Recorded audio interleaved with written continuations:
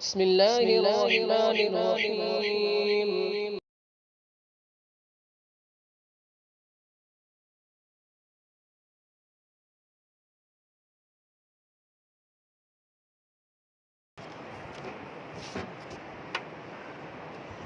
السلام علیکم ورحمۃ اللہ وبرکاتہ.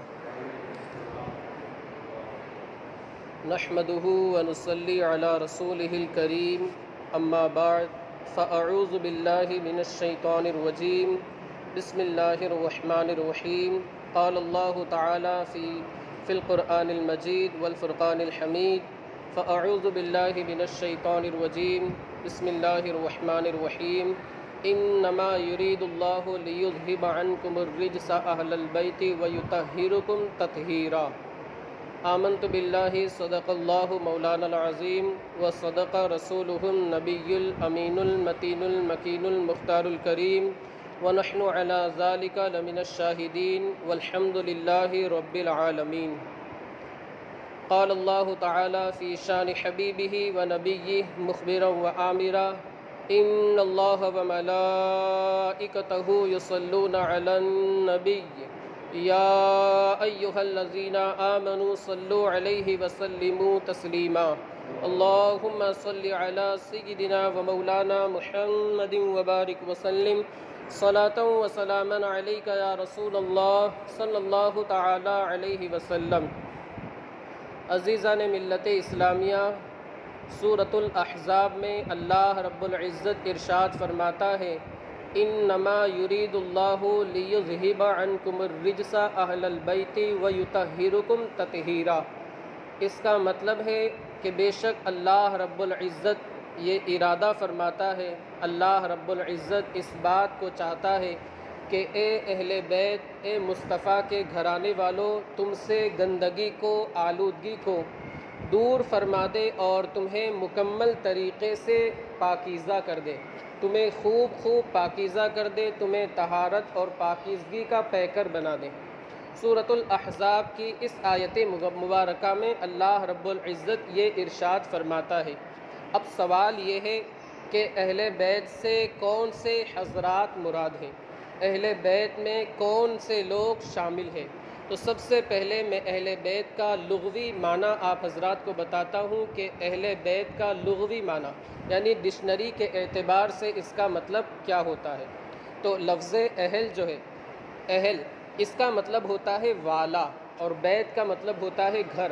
اب ان دونوں کو ہم جوڑ کر کے معنی اس کا دیکھیں گے تو اس کا صاف مطلب نکلے گا گھر والے. اس کا مطلب ڈکشنری کے اعتبار سے گھر والے، لیکن اصطلاح شرع میں شریعت کے حساب سے اہل بیت کسے کہا جاتا ہے، شریعت کی روح سے اہل بیت میں کون سے حضرات شمار میں آتے ہیں، تو اس کے تعلق سے مفسرین کرام کے درمیان اختلاف ہے. بعض مفسرین کرام یہ فرماتے ہیں کہ اہل بیت میں حضرت سیدنا علی کرم اللہ تعالی وجہہ الکریم، حضرت سیدہ فاطمہ زہرا، حسنین کریمین علیہم الرحمت والرضوان آتے ہیں.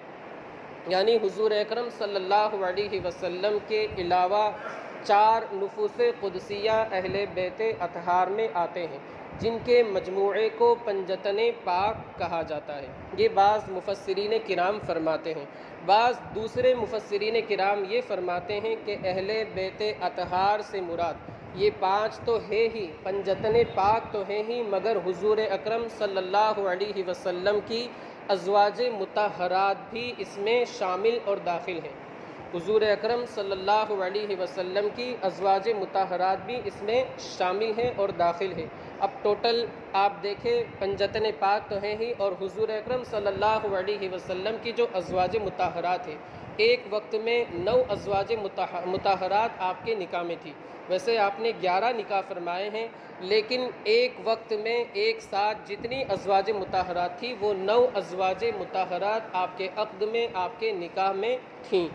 تو بعض مفسرین کرام یہ فرماتے ہیں کہ ازواج مطہرات بھی اہل بیت اطہار میں شامل اور داخل ہیں. تو ترجیح جو دی جاتی ہے یعنی سب سے زیادہ پسند جو کیا جاتا ہے اور راجح جو قول ہے وہ دوسرا قول ہے، یعنی اس میں ازواج مطہرات بھی داخل ہے. اللہ رب العزت قرآن عظیم میں ارشاد فرماتا ہے، عام طور سے ہوتا ہے کہ انسان جو ہے وہ اپنے آپ سے گندگی کو، آلودگی کو، آلائش کو دور کرتا ہے اور پاکیزہ ہوتا ہے۔ انسان خود اپنے آپ سے پاکیزگی حاصل کرنے کے لیے گندگی کو دور کرتا ہے، آلودگی کو دور کرتا ہے، آلائش کو دور کرتا ہے، لیکن اہل بیت کی شان وہ ہے، اہل بیت کی عظمت اور ان کی اہمیت کا اندازہ اس بات سے آپ لگائیں کہ خود اللہ رب العزت نے قرآن عظیم میں ارشاد فرمایا کہ اے نبی، آپ کے گھر والوں کی آلودگی، آپ کے گھر والوں کی آلائش کو اللہ رب العزت نے دور فرمایا۔ اب اس سے بڑھ کر کیا بات ہو سکتی ہے کہ جسے رب ستھرا بنا دے، جسے رب تبارک و تعالیٰ پاکیزہ کر دے، اس کی بات، اس کے آگے ہم کچھ کہہ ہی نہیں سکتے کہ جب اللہ رب العزت نے انہیں ستھرا کر دیا، اللہ رب العزت نے انہیں پاکیزہ کر دیا، اللہ رب العزت نے صفت طہارت سے انہیں متصف فرما دیا، تو اس کے آگے کہنے کی کچھ گنجائش ہے ہی نہیں۔ تو اللہ رب العزت نے اس طریقے سے اہل بیت اطہار کی شان اور عظمت کو بڑھایا۔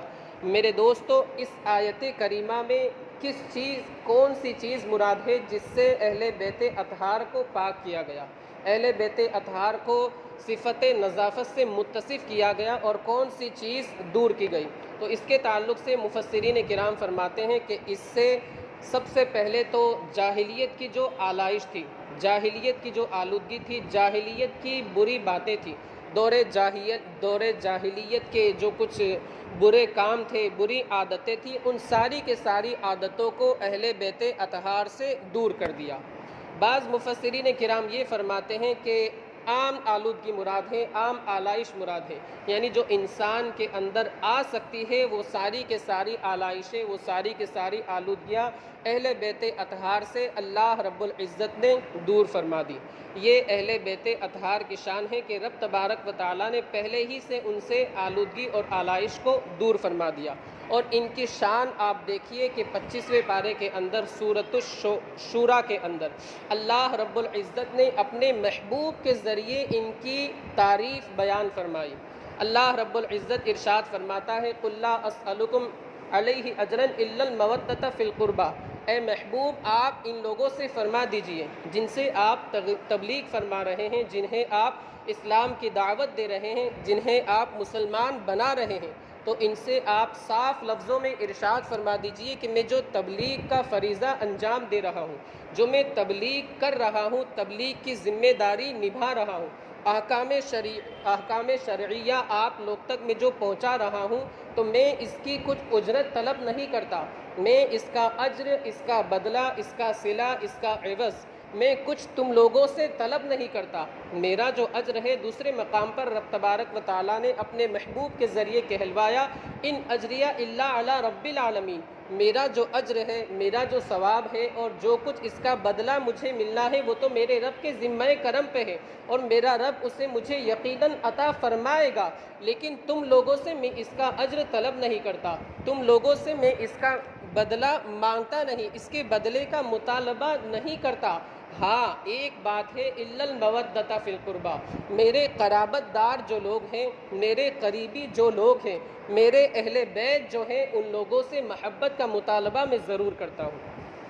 آپ دیکھیں اللہ رب العزت نے اپنے محبوب کی زبانی، اپنے محبوب کی زبان اقدس کے ذریعے اہل بیت اطہار کی تعریف بیان فرمائی، اپنے محبوب کے ذریعے یہ کہلوایا کہ اے محبوب، جو آپ تبلیغ کرتے ہیں، اس کا مطالبہ، اس کا بدلہ، اس کا صلہ، اس کا عوض آپ صاف لفظوں میں کہہ دیجئے کہ اے لوگوں، میں تم لوگوں سے نہیں مانگتا، ہاں اتنی بات کا مطالبہ میں ضرور تم لوگوں سے کرتا ہوں کہ میرے جو قرابت دار ہیں، میرے اہل بیت ہیں، تم ان سے محبت رکھو، ان کے ساتھ صلہ رحمی کرو، ان کی الفت و محبت کا چراغ اپنے دل کے اندر روشن کرو۔ یہ اللہ رب العزت نے اہل بیت اطہار کی شان اور عظمت کو اس آیت مقدسہ سے بڑھایا کہ اپنے محبوب کے ذریعے ان کی شان بیان فرمائی۔ میرے دوستو، ان دونوں آیتوں سے اہل بیت اطہار کی اہمیت اور ان کی عظمت شان کا اندازہ ہوتا ہے۔